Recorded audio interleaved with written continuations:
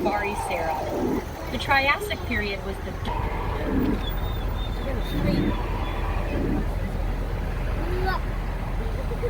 activity. It caused the extinction of ruffles at the time.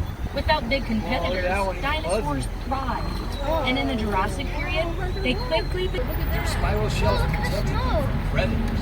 Some shells got to reach sizes of 6 feet across or more. The animal that looks kind of like a small dolphin is an ichthyosaurus. That name means fish lizard. It's an aquatic reptile, not an animal, so it isn't up the audio tour until you reach the next scene. Whoa, hi, Mr. Dinosaur. Say hi. Say hi, Hunter. Hi. Whoa, Hunter, look. Whoa. Hello everyone, this is Park Ranger Marty. Pleased to make your acquaintance. Outside of your vehicle is where we keep our Dilophosaurus. Dilophosaurus was a predator from the very beginning of the Jurassic period, around 200 million years ago. Now a lot of people have ideas that Dilophosaurus spitting poison or liquid acid, and a lot of the pictures in tourists. You're right! Stegosaurus is a Jurassic plant eater whose back, neck, and tail are covered in bony plates. Stegosaurus has Allosaurus. T-Rex isn't the only scary meat-eating dinosaur we have here at Jurassic Quest. Allosaurus was one of the larger predators around in the late Jurassic. Allosaurus had long arms for a theropod with big, hooked claws. These could help it grip onto its prey while it used its serrated teeth as its primary weapon. We know it used its arms because scientists have found signs of microscopic stress. Tyrannosaurus Rex. The big, long-necked dinosaur in this scene is a Apatosaurus. Apatosaurus. I was gonna say, do you see a drawing thing?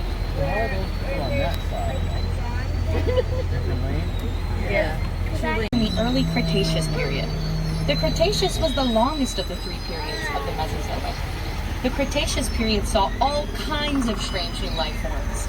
Included you see is what we call an iguanodon, and it's one of the first dinosaurs to be discovered and named. Iguanodon. Some of you might have already guessed. Baryonyx was a carnivore, and specifically, it ate fish. We know that it ate fish because when the first baryonyx skeleton was found in England in the 1980s, it had roughly 120. While that was devastating to the animals at that time, it's great for paleontologists because it preserves soft tissue, in some cases including feathers. Hi, it's Park Ranger Marty again, and welcome to the early Cretaceous North America. The furry guy is Utah Rabbit. Now let's see, can anyone guess where Utah... Fossilized bones of large fish. Although they have also been found in the bones of other dinosaurs. Spinosaurus is a creature that was a mystery for a long time. Its fossils were discovered in 1912. It's a predator that lived in and out of the water in marshy waterways of what we now know to be northern Africa, preying on fish. I haven't heard anything about moving them anywhere. They should both be there. I can check in with Nick and Marty again, folks. Welcome to the late Cretaceous. The Spinosaurus we just saw spent a lot of time in Antarctica. Now the United States and Canada used to be underwater.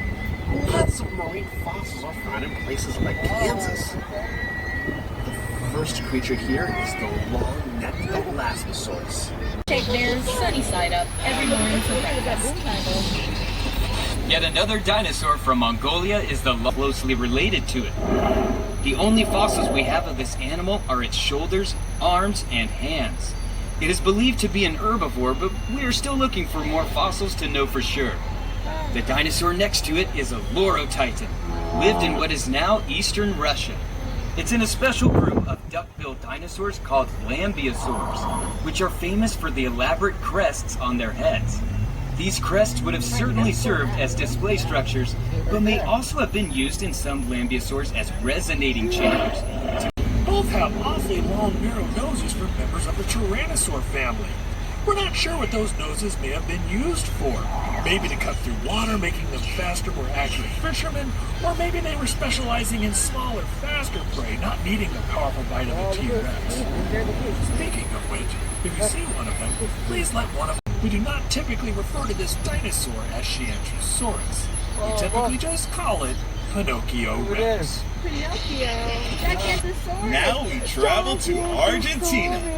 The big animal you see in this scene is Giganotosaurus. Oh, Giganotosaurus. Arguably one of the largest meat-eating dinosaurs. That's probably why it's called Giganotosaurus. Though it may look a lot like T-Rex, it's actually a much ancient a lighter bone structure and teeth that were designed for slicing. Unlike a T-Rex's, which were meant for crushing through bones and ripping car tops open. Speaking of which, if you see one of our missing T-Rexes, please let one of our 3 security guards know where. Second largest in this scene is Carnotaurus, which means meat-eating bull, because of peculiar horns on its head. When they recreated blowing air through their tubes, they discovered that the crest would have made a horn sound. The new script here just says make horn sounds. No, guys, I'm not gonna do that. Sarah.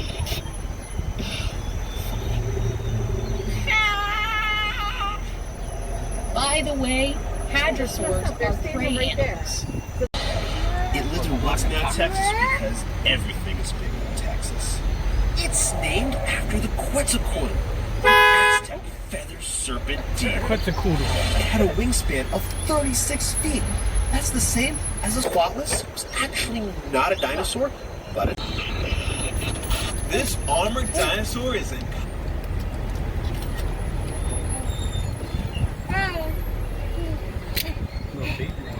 Ankylosaurus, also known as fused lizard.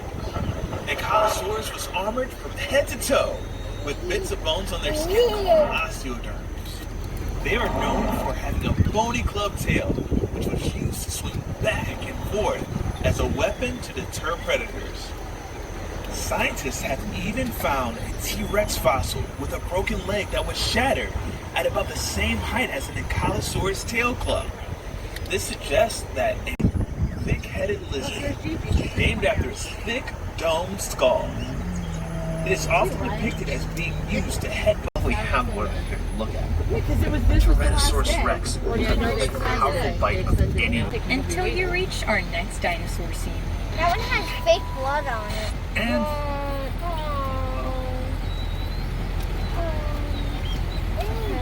Sarah. Sarah.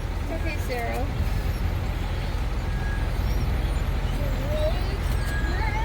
Triceratops.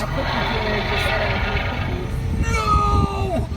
The last T-Rex is in with the Triceratops' pen, and he's eating the Triceratops. That's a ridiculous.